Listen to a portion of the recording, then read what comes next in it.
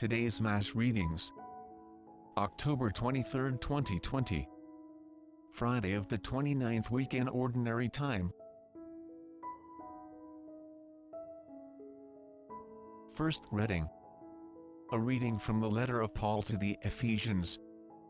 Ephesians chapter 4 verse 1 to 6. Brothers and sisters, I, a prisoner for the Lord, urge you to live in a manner worthy of the call you have received, with all humility and gentleness, with patience, bearing with one another through love, striving to preserve the unity of the Spirit, through the bond of peace. One body and one Spirit, as you are also called to the one hope of your call. One Lord, one faith, one baptism, one God and Father of all, who is over all and through all and in all. The word of the Lord. Responsorial Psalm. Psalms chapter 24 verse 1 to 6. Let our response be, Lord, this is the people that longs to see your face. The Lord's are the earth and its fullness, the world and those who dwell in it. For he founded it upon the seas, and established it upon the rivers. Lord, this is the people that longs to see your face. Who can ascend the mountain of the Lord? Or who may stand in his holy place? He whose hands are sinless, whose heart is clean, who desires not what is vain. Lord, this is the people that longs to see your face. He shall receive a blessing from the Lord, a reward from God his Savior. Such is the race that seeks for him, that seeks the face of the God of Jacob. Lord, this is the people that longs to see your face.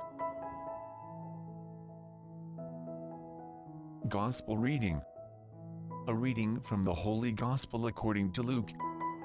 Luke chapter 12 verse 54 to 59.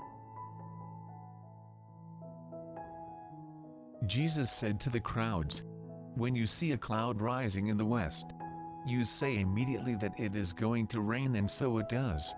And when you notice that the wind is blowing from the south, you say that it is going to be hot, and so it is. You hypocrites! You know how to interpret the appearance of the earth and the sky. Why do you not know how to interpret the present time? Why do you not judge for yourselves what is right? If you are to go with your opponent before a magistrate, make an effort to settle the matter on the way. Otherwise your opponent will turn you over to the judge, and the judge hand you over to the constable, and the constable throw you into prison. I say to you, you will not be released until you have paid the last penny." The Gospel of the Lord. Before we proceed with the video, don't forget to like the video and subscribe to our channel. Also, please hit the notification bell, so you won't miss out when we release new videos.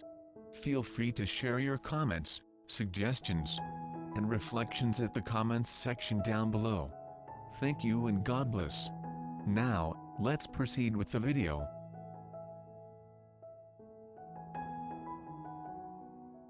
The reflection on today's Gospel. Today Jesus says, "When you see a cloud rising in the west, you know that it is likely that rain soon will fall." At a young age, we all learn to be attentive and alert to the weather.